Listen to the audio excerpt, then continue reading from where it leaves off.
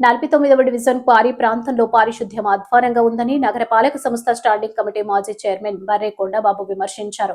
ఏ డివిజన్లో పేద ప్రజలు, కార్మికులు ఎక్కువగా నివసిస్తుంటారని ఏ వీధిలో చూసినా కాల్వల్లో మురుగు తొలగించడం లేదని మండిపడ్డారు. బర్రెకొండబాబు మీడియాతో మాట్లాడుతూ నగరపాలక సంస్థ అధికారుల తీరుపై తీవ్ర స్థాయిలో ధ్వజమెత్తారు.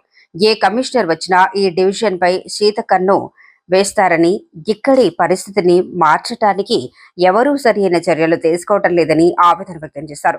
గతంలో ఈ డివిజన్లో 37 మంది పారిశుద్ధ్య కార్మికులు ఉండేవారని, ప్రస్తుతం 15 మంది మాత్రమే పనిచేస్తున్నారన్నారు. ఈ 15 మందిని కూడా ఇక్కడ పూర్తిగా పనిచేయనివ్వకుండా వేరే ప్రాంతాల్లో పనులకు వాడుతున్నారని ఆరోపించారు. ఏ వీధి చూసినా కాలువల్లో మురుగు తొలగించటం లేదని, ఎక్కడికక్కడ అధ్వానంగా ఉంటోందని విమర్శించారు. 49వ డివిజన్లో పారిశుద్ధ్య పరిస్థితిని చక్కదిద్దేందుకు స్పెషల్ డ్రైవ్ చేపట్టాలని డిమాండ్ చేశారు. తక్షణ చర్యలు చేపట్టకపోతే నగరపాలక సంస్థ కార్యాలయాన్ని ముట్టడిస్తామని హెచ్చరించారు. కమిషనర్ గారికి నమస్కారం. ఈ రోజున మేము ఖచ్చితంగా ఈ యొక్క మా నిరసన తెలియజేస్తాం. ఎందుకంటే మేము ప్రజా సమస్యల పరిష్కార వేదికలో మేము లెటర్లు ఇస్తూ ఉంటే, అప్లికేషన్ పెడతా ఉంటే అది ఏ విధంగా క్లోజ్ చేయాలో మా చుట్టూ తిరుగుతూ ఉంటారు ఆ కాగితం పట్టుకొని. కానీ అది సమస్య మాత్రం పరిష్కారం కాదు.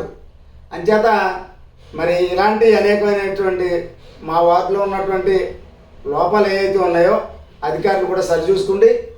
అలాగే ప్రజాప్రతినిధులు కూడా దీని మీద దృష్టి పెట్టాలని చెప్పేసి నేను కోరుకుంటూ ఈ ఏరియా మీద ప్రత్యేక దృష్టి పెట్టాలి. కారణం ఏంటంటే ఒకటి గుర్తుపెట్టుకోండి, 50 వార్డుల నుంచి వచ్చేటటువంటి చెత్త లారీలు అన్నీ కూడా అవి ప్రైవేట్, మున్సిపల్ కార్పొరేషన్ అన్నీ కూడా మా వార్డులోనే పెడుతున్నారు, మా ఏరియాలో క్వారీ ఏరియాలో పెడుతున్నారు. చుట్టుపక్కల చాలా ఇబ్బందులు ఎదురవుతున్నాయి. అంచేత మీరు దీని మీద మా క్వారీ ఏరియా మీద స్పెషల్ డ్రైవ్ పెట్టి వాటిని తొందరగా పరిష్కరించినట్టయితే కొంచెం ఆరోగ్యాలు బాగుంటాయి. లేదంటే డెంగ్యూ, మలేరియా, పైలేరియా వంటి రోగాలు బారిన పడి చాలామంది పసిపిల్లలతో సహా అనారోగ్యాలు పాలవుతున్నారని చెప్పేసి తెలియజేస్తాం.